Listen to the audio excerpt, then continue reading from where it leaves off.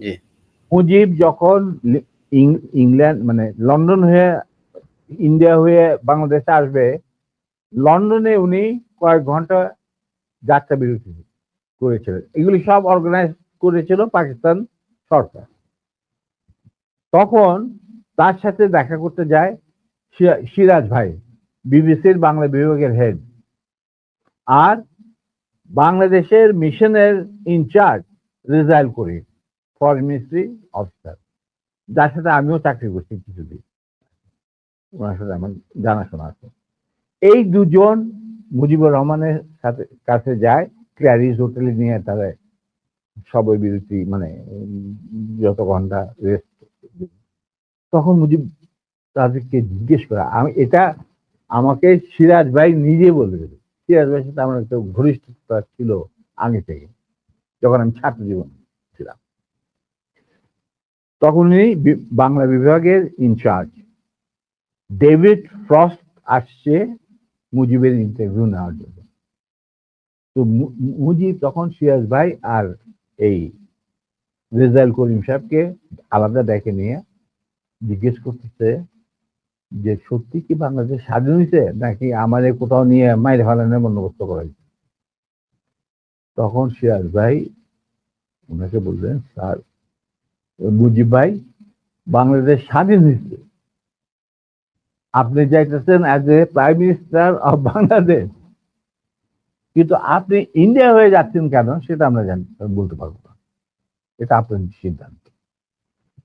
তখন বলছি ক্ষয়ক্ষতির, তখন তো ইন্টারভিউ নিব, তো ক্ষয়ক্ষতি কত? যে সবকিছু মিলে প্রায় 3 লক্ষর মতো। 3 লক্ষ। এখন 3 লক্ষরে তারপরে সিরাজ ভাই যে পরে আমাকে বলছেন যে আমি কোনদিন ভাবতে পারি না যে মুজিব ইংরাজিতে ডেভিড ফ্রস্টের সাথে কথা বলবেন। আমরা বলছি যে উনি বাংলাতে কথা বলবেন। ডেভিড ফ্রস্ট পরে তর্জমা করে নেবে। যখন ইন্টারভিউ নিতে ছিল তখন David frost asked this question, what do you think is the losses of life in this so-called freedom during this freedom struggle? Mujib বলল 3 মিলিয়ন। 3 লক্ষরে বানায় ফেলাইলো 3 মিলিয়ন। ওইখান থেকে যে রেকর্ড বাজার শুরু হইলো 3 মিলিয়ন, ওই 3 মিলিয়ন চলতেই আছে। তখন আফটার দ্য ইন্টারভিউ সিরাজ ভাই তখন মুজিবরা তো আর কাটও করতে পারে না, he is talking to the David frost একলা, যেমন আমি তোমার সাথে কথা বলতেছি সেরকম। After the interview was over, Mujib went to retire into his bedroom. Shiraz Bhai came and Rizal Karim came. They saw David Frost to handkerchief বাইর করে তার চোখ মুছতেছে, পানি পড়তেছে তো চোখ মুছতেছে।